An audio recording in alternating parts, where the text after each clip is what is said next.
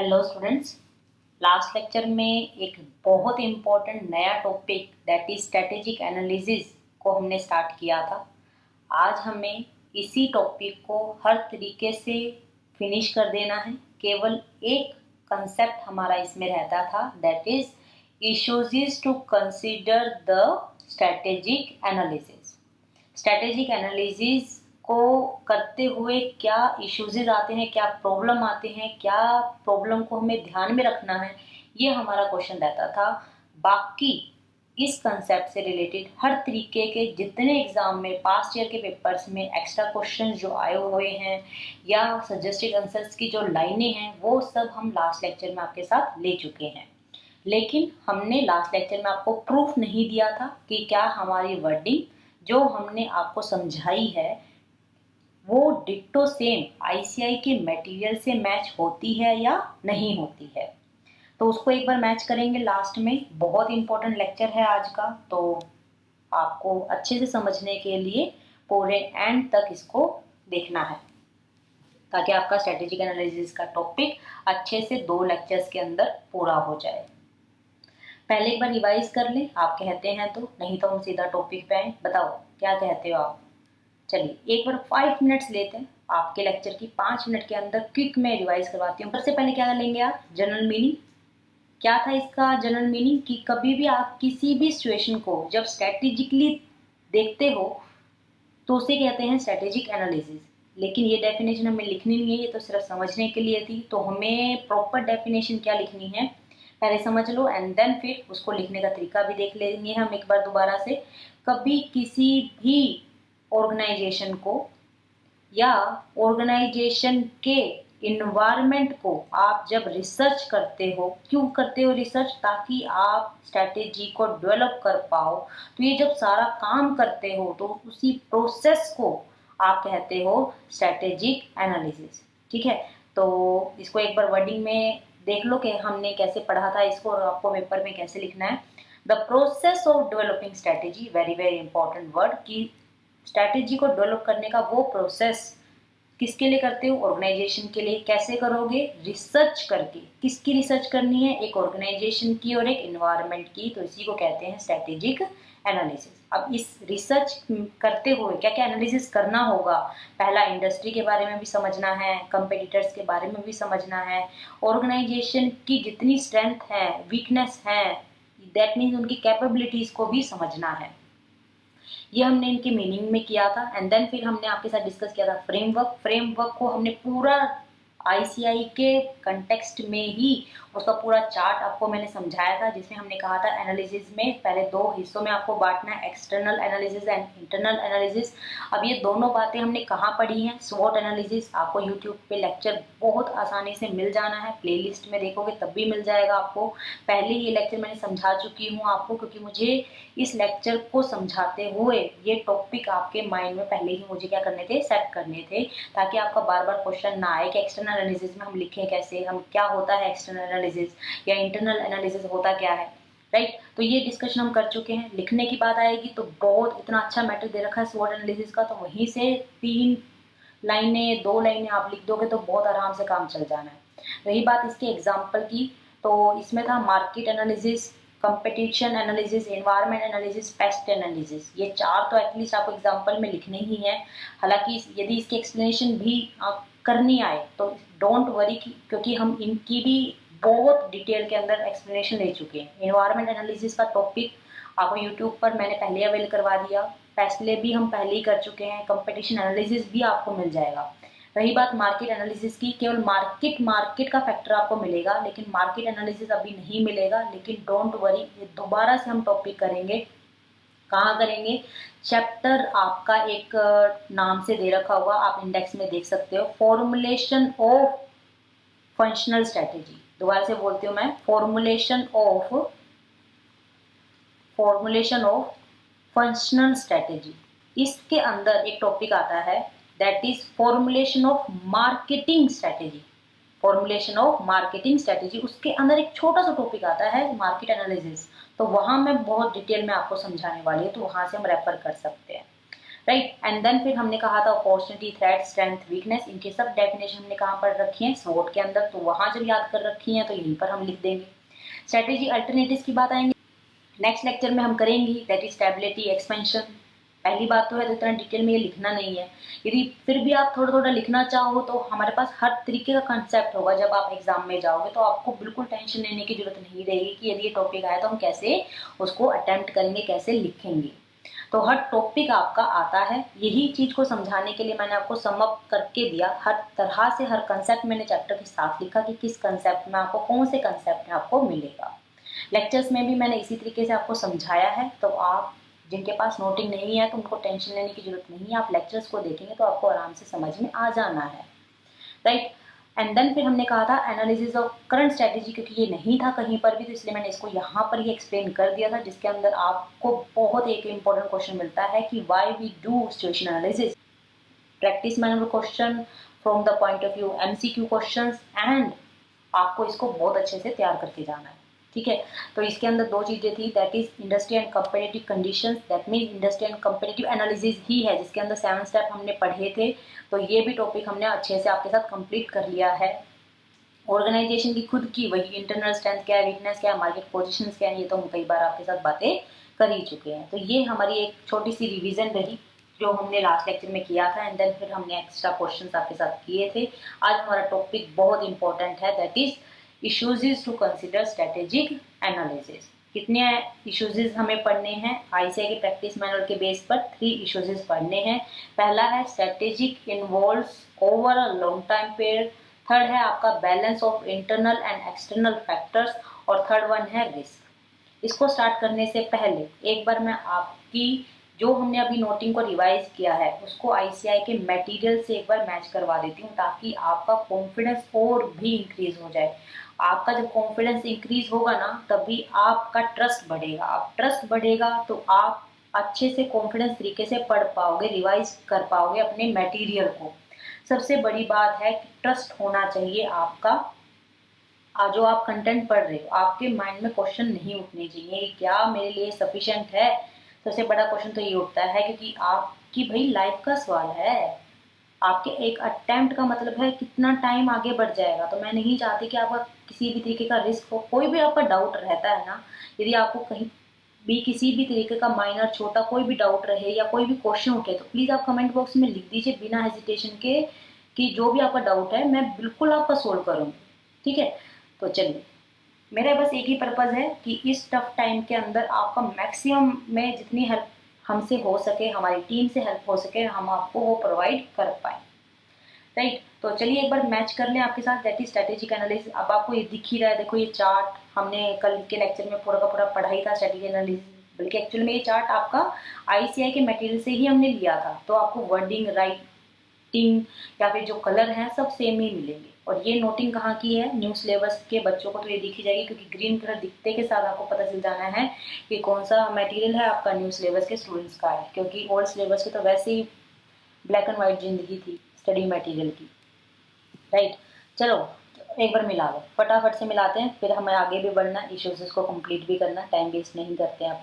Important जो line है जो आपको मस्ट है याद करनी, वो एक बार मैच कर लो। The two most important situation consideration are, first क्या है, industry and competitive condition, second क्या है, organisation on competitive capability, resource, internal strength, weakness, market positions. क्या ये डिट्टो यहाँ पर मिलता है, यहाँ देखिए, most important situation must be considered, industry and competitive conditions पहला, second organisation on competition and capabilities, internal strength, weakness, market position. और ये चार्ट मैंने आपको अभी समझाया ही था, राइट। चलिए, तो ये वर्डिंग तो आपकी मिल गई, और जो नीचे के पैराग्राफ की जो वर्डिंग है उसको भी एक बार मैच मैं करवा देती हूँ आपको, ताकि आपका और भी कॉन्फिडेंस बढ़ जाए। तो ये वर्डिंग क्या है, आपकी फर्स्ट स्टेप की वर्डिंग कहलाएगी। हालांकि इसमें तो बहुत थोड़ा वर्डिंग लिखा है स्टडी मटेरियल में, लेकिन फिर भी आपको जो मेन करेक्ट है वो वाली लाइन आपको मैं एक बार मैच करवा देती हूँ। यहाँ देखिए, accurate diagnosis of company situation is necessary for managerial preparation of deciding, क्या है, long term direction, crafting a winning strategy, right. तो ये देखिए, actual diagnosis of the company situation is necessary, क्या है, to decide long term direction, crafting a winning strategy या competitive strategy, right. तो ये वर्डिंग भी आपकी हो गई, राइट। इश्यूज के अंदर 3 ही पॉइंट हैं जो अभी हमें आपके साथ डिस्कस करने हैं, ये हम कर लेंगे। एक और देख लीजिए, दैट इज फ्रेमवर्क का ये चार्ट है पूरा का पूरा, जो अभी मैंने आपको पूरा का पूरा एक्सप्लेन किया था। रही बात आपके नेक्स्ट आगे की वर्डिंग की, जो ये पहरा दे रखा है इसमें कुछ भी एक्स्ट्रा नहीं है। इंडस्ट्री एंड कंपेटिटिव एनालिसिस की बातें हैं, साथ में आपका geographical boundaries, that mean technological, globalization, economic, इनकी बातें इसमें की हुई है। कंपटीशन एनालिसिस है, जो मैंने बोला कि हर जगह पर मैंने कहीं ना कहीं पर आपको ये समझा दिया है। स्वोट की बात की गई है कि मार्केट में अपॉर्चुनिटी कितनी है, स्ट्रेंथ क्या है, कंपेटिटिव कंडीशंस क्या है, that mean 7 step, industry and competitive condition, that mean 7 step. तो आपको वो लिखने हैं, ज़्यादा डिटेल के अंदर ही हमने डिस्कस किया। ये तो बहुत आपको सम अप फॉर्म में दिया है इस पेज पर, इससे तो एक्स्ट्रा में हमने बहुत कर लिया। हमने क्या किया है, हर एक टॉपिक को मर्ज कर लिया है। जैसे इंडस्ट्री एंड कंपेटिटिव एनालिसिस में जहाँ आपकी wording industry and competitive analysis के टॉपिक में थी, वहीं पर इन टॉपिक के जो कंसेप्ट है, जो वर्डिंग है, उसको भी हमने साथ में ही उसको इकट्ठा अपनी नोटिंग में कर दिया था। तो इसलिए आपको इससे कंफ्यूज होने की जरूरत नहीं है कि क्या हमारी वर्डिंग कवर हुई है या नहीं हुई है। तो ये हमारा टॉपिक यहाँ पर कवर हो जाता है। बस अब एक टॉपिक रहता है लास्ट, इश्यूज, ये वाला टॉपिक जो 1.5 पेज का रहता है हमारा। और बाकी हम देख सकते हो आप स्ट्रेटेजी एनालिसिस का, आपकी मैंने स्टडी मटेरियल से भी दिखा दिया कि कोई टॉपिक आपका छोटा ही नहीं है, और बल्कि हमने तो एक्स्ट्रा क्वेश्चन ही आपके साथ लिए हैं। अब इश्यूज को फाइनली आपके साथ कंप्लीट करना है रिलेटेड टू स्ट्रेटेजिक एनालिसिस। बहुत इंपॉर्टेंट टॉपिक है, साथ में इजी भी टॉपिक है, टफ बिल्कुल नहीं है। एक बार मैं समझा देती हूँ आपको, देन आपको एक बार नोटिंग से पढ़ा भी देंगे और साथ में प्रूफ भी दे देंगे क्या नोटिंग में भी वही लाइन है क्या, जिससे आपको अच्छे से बहुत क्लैरिटी के साथ और विश्वास के साथ ये टॉपिक अच्छे से समझ में आ जाएगा। तो टॉपिक ऐसा है, issues to consider strategic analysis. Straight forward question आता है पेपर के अंदर। पास्ट ईयर के पेपर्स को आप देखेंगे तो आपको बहुत बार दिखेगा कि एक्सप्लेन कीजिए what do mean by strategic analysis and define the issues to consider the strategic analysis. तो देन मीनिंग देंगे, जो हम आपके साथ कर ही चुके हैं लास्ट के लेक्चर्स में, राइट। मीनिंग देने के बाद फिर आपको हेडिंग लिखनी है कि ये इश्यूज आपको देखने होते हैं during the time of the strategic analysis. पहला पॉइंट है, strategic involves over a long time period. That means क्या है कि आपको जो स्ट्रेटेजी बनानी है, फॉर्मुलेट करनी है, वो शॉर्ट टाइम पीरियड की नहीं बनानी है। हमेशा उसका फोकस लॉन्ग टाइम का होना चाहिए। जब भी आप स्ट्रेटेजी को फॉर्मुलेट करते हैं तो हमेशा इस फोकस के साथ कीजिए कि हमेशा वो स्ट्रेटेजी लॉन्ग टाइम पीरियड में रन हो, ना कि शॉर्ट टाइम पीरियड में। तो बस इतनी सी बात आपको इसमें समझनी है कि हमेशा स्ट्रेटेजी लॉन्ग पर्सपेक्टिव से देखनी होती है, ना कि शॉर्ट टर्म टाइम पीरियड के बेसिस पर। सेकेंड है balance of internal and external factors. अब इंटरनल एंड एक्सटर्नल फैक्टर्स का मीनिंग क्या है कि आपको अपनी अपॉर्चुनिटीज और स्ट्रेंथ, अपॉर्चुनिटी किसका पॉइंट है, एक्सटर्नल का, और स्ट्रेंथ किसका पॉइंट है, इंटरनल फैक्टर्स का, इनमें आपको बैलेंस बनाना है। एक मैनेजर की ये पूरी ड्यूटी बनती है, जब कभी भी स्ट्रेटेजिक एनालिसिस करे तो वो एक बैलेंस बना के चले एक्सटर्नल एंड इंटरनल फैक्टर्स में। दैट मीन्स जो बिजनेस की स्ट्रेंथ है और बिजनेस को जो इन्वायरमेंट के अंदर अपॉर्चुनिटीज मिल रही हैं, अवसर जो मिल रहे हैं, यदि इन दोनों में परफेक्ट मैच हो गया तो आपका स्ट्रेटेजिक एनालिसिस बहुत अच्छा परफेक्ट तरीके से काम करेगा, राइट। तो ये बात आपको इसमें लिखनी है। तो कैसे करेंगे, मैनेजमेंट को अपने रिसोर्सेज को देखना है। जो भी मैनेजर है या जो मैनेजमेंट का काम कर रहे हैं, उन्हें ऑर्गेनाइजेशन के रिसोर्सेज को फोकस करना है, ऑर्गेनाइजेशन के इन्वायरमेंट को फोकस करना है। Environment that means external environment, that means opportunity. Resources का मीनिंग हो गया आपका दैट इज स्ट्रेंथ। इन दोनों को फोकस करके ही क्या बनेगी, आपकी स्ट्रेटेजी फॉर्मुलेट होगी, राइट। और लास्ट है आपका रिस्क। रिस्क सब जानते हैं, बहुत इंपॉर्टेंट एस्पेक्ट है फॉर एवरी ऑर्गेनाइजेशन। दो तरह के रिस्क होते हैं। कितने तरह के रिस्क होते हैं आपके? दो तरह के, एक इंटरनल रिस्क और एक है आपका एक्सटर्नल रिस्क।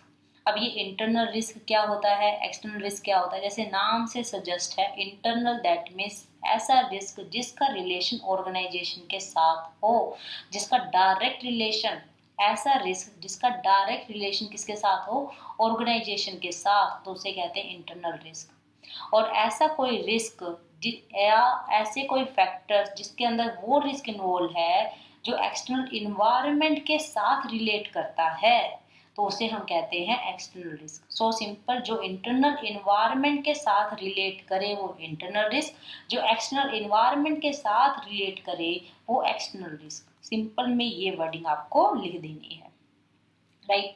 तो एक बार पढ़ते हैं इसको एंड देन फिर हम डिटेल में भी इसको अच्छे से एक बार जो टॉपिक हमारा इसके अंदर एक्स्ट्रा में लिखना है वो भी एक बार देख लेंगे, वो भी एक बार देख लेंगे। तो पहला देखते हैं, स्ट्रेटेजिक इवॉल्व लॉन्ग पीरियड। तो सबसे पहले लिखेंगे, स्ट्रेटेजी में हमेशा लॉन्ग टर्म पर्सपेक्टिव होता है, इसलिए स्ट्रेटेजी हमेशा लॉन्ग टाइम के अकॉर्डिंग होनी चाहिए। यानी क्या कहते हैं, should not be formed by considering the short term. Short term को ध्यान में रख के कभी भी स्ट्रेटेजी को डेवलप नहीं करना चाहिए, ये हमें सबसे पहले ध्यान में रखना है while we doing strategic analysis, right. Second है balance of internal and external factors. तो इसके अंदर क्या वर्डिंग है कि जब भी कोई मैनेजर कभी भी इंटरनल और एक्सटर्नल फैक्टर्स को एनालिसिस करता है तो उन्हें बैलेंस बनाना है। That means manager has to balance the organisation opportunities and internal strength. Internal strength that means internal factors, और organisation opportunities that means external factors. There should be a perfect match, perfect match होना चाहिए between the opportunity and internal strength. तो ये wording आपको कुछ ऐसे लिख के आनी है। एक बार आप अपनी आईसीआई की नोटिंग को देख लीजिए, कुछ इस तरीके से आपको एग्जाम में लिखना है, ये चार्ट बनाना है। सबसे पहले मैनेजमेंट को क्या बनानी है, स्ट्रैटेजी बनानी है। तो स्ट्रैटेजी बनाते हुए क्या करना है, resources that means internal factors और environment that means external factors. देखा जाए तो स्ट्रैटेजी दोनों तरफ से है, क्या है, एक है रिसोर्सेज और एक है आपके इन्वायरमेंट। और स्ट्रैटेजी कौन बनाता है, दैट इज मैनेजमेंट। तो इसको आसान तरीके से मैंने आपको इस तरीके से लिख के दिया, तो आप इसको देख सकते हो। आप या तो ऐसे बना के आओ, डोंट वरी, ये भी ठीक है, और जो मैं आपको यहाँ नोटिंग में दे रही हूँ वो भी आपका बहुत अच्छे से ठीक है, ठीक है। तो यहाँ देखिए आप, मैनेजमेंट, मैनेजमेंट पे डबल साइन लगाना, जैसे ही रिसोर्सेज ऐसे ही इन्वायरमेंट, तो ये आपका अच्छे से तैयार हो जाएगा। नेक्स्ट है रिस्क। तो सबसे पहले लिखेंगे अनदर इम्पॉर्टेंट एस्पेक्ट है स्ट्रेटेजिक एनालिसिस का। कितने तरह के रिस्क होते हैं, दो तरह के रिस्क होते हैं, एक है इंटरनल रिस्क और एक है आपका एक्सटर्नल रिस्क। इंटरनल रिस्क की डेफिनेशन लिखेंगे, क्या होता है, ऐसा कोई रिस्क जो या जिसका डायरेक्ट रिलेशन हो किसके साथ, ऑर्गेनाइजेशन के साथ। और एक्सटर्नल रिस्क क्या है, जिसका रिलेशन किसके साथ हो, एक्सटर्नल एनवायरनमेंट के साथ। तो शॉर्ट में मैंने आपको लिख के दिया, concerned with internal environment, concerned with external environment. तो ये तो वर्डिंग होगी सिंपल, और जो ये वर्डिंग है एक बार पढ़ देती हूँ, the risk which occurs on account of those forces. उन फैक्टर्स पर कोई रिस्क जो अक्कर होता है जिसका रिलेशन एक्सटर्नल एनवायरनमेंट के साथ है, उसे कहते हैं एक्सटर्नल रिस्क। थोड़ी सी अलग सी वर्डिंग डाल दी, ये स्टडी मेटेरियल की वर्डिंग है, आप दोनों को एग्जाम में लिख के आएंगे, ये वर्डिंग भी लिख के आएंगे, साथ में नीचे ये भी वर्डिंग लिख के आएंगे, फिर देखना कितना मजा आता है। नेक्स्ट है एक वर्डिंग और साथ में इसमें लिख के आओगे, इन क्या है, strategy should be formed which can be identify the potential risk and assess their consequences. Strategy कुछ इस तरीके से बनाओ जो पोटेंशियल दैट मीन्स आने वाले संभावित रिस्क को आइडेंटिफाई कर सके और साथ में उसके कंसिक्वेंसेस को भी असेस कर सके। इस तरीके की स्ट्रैटेजी होनी चाहिए। तो स्ट्रैटेजी के बारे में बात कर रहा है और कुछ नहीं। स्ट्रैटेजिक एनालिसिस में हमें क्या बनाना है, स्ट्रैटेजी बनानी है। तो स्ट्रैटेजी बनाते हुए कुछ ना कुछ प्रॉब्लम आएंगी, उन्हीं को हमें ध्यान में रखना है। पहला क्या था कि हमें हमेशा स्ट्रैटेजी बनाते हुए ध्यान रखना है कि क्या वो लॉन्ग ड्यूरेशन के अंदर, लॉन्ग टाइम पीरियड के अंदर हमारा रन कर पाएगी या नहीं कर पाएगी। शॉर्ट टर्म की तरफ ध्यान नहीं देना है स्ट्रैटेजी बनाते हुए। सेकंड है कि स्ट्रैटेजी कुछ इस तरीके से हो ताकि परफेक्ट मैच हो सके ऑर्गेनाइजेशन की अपॉर्चुनिटी और ऑर्गेनाइजेशन की जो भी स्ट्रेंथ है। थर्ड पॉइंट किया कि हमारी स्ट्रैटेजी कुछ ऐसी होनी चाहिए जो हमारे पोटेंशियल रिस्क को क्या कर सके, आइडेंटिफाई कर सके। तो रिस्क बताया कितने तरह का होता है, एक इंटरनल रिस्क होता है और एक आपका एक्सटर्नल रिस्क होता है, तो उसकी डेफिनेशन आपको लिख देनी है, राइट। तो ये आपको टॉपिक यहाँ पर कंप्लीट हो जाता है, लेकिन फिर भी एक छोटा सा चार्ट जो आप यदि एग्जाम में लिख के आते हैं तो सोने पे सुहागे वाली बात हो जाएगी, तो इसलिए आपको करवाना बनता भी है और आप इसको अच्छे से पेपर के लिए करके भी जाएंगे। अभी हमने एक्सटर्नल और इंटरनल रिस्क की आपके साथ डेफिनेशन की कि इंटरनल रिस्क वही है जो इंटरनल इन्वायरमेंट से रिलेट करता हो और एक्सटर्नल इन्वायरमेंट से जो रिलेट करे वही रिस्क क्या है, एक्सटर्नल रिस्क है। ऑडिट में भी हम रिस्क पढ़ते हैं, यहाँ पर वर्डिंग बहुत अलग है क्योंकि इन्वायरमेंट से लिंक करते हैं, तो ऑडिट से कोई कनेक्शन आपका यहाँ पर नहीं है। अब ये चार्ट क्या कहता है, इसको किस तरीके से आप लिख सकते हो, इसकी भी डिस्कशन करनी है। देखिए, सबसे पहले हम एक्सटर्नल की बात करते हैं, तो एक्सटर्नल रिस्क को आप दो हिस्सों में कैटेगरी कर सकते हो कि एक्सटर्नल रिस्क में यदि शॉर्ट टर्म की बात करें तो क्या रिस्क होगा। दोबारा से बोलती हूँ कि शॉर्ट टाइम पीरियड में एक्सटर्नल रिस्क में क्या कैटेगरी आ सकती है या क्या एग्जाम्पल आ सकता है। इसी तरीके से लॉन्ग टाइम पीरियड में एक्सटर्नल रिस्क क्या होगा, तो ऐसे लिखना है। तो आप ऐसे हेडिंग डालेंगे, एक्सटर्नल रिस्क की डेफिनेशन दे दी and then short term external risk लिखकर एंड वर्डिंग लिख देंगे जो मैं अभी आपको समझाऊंगी।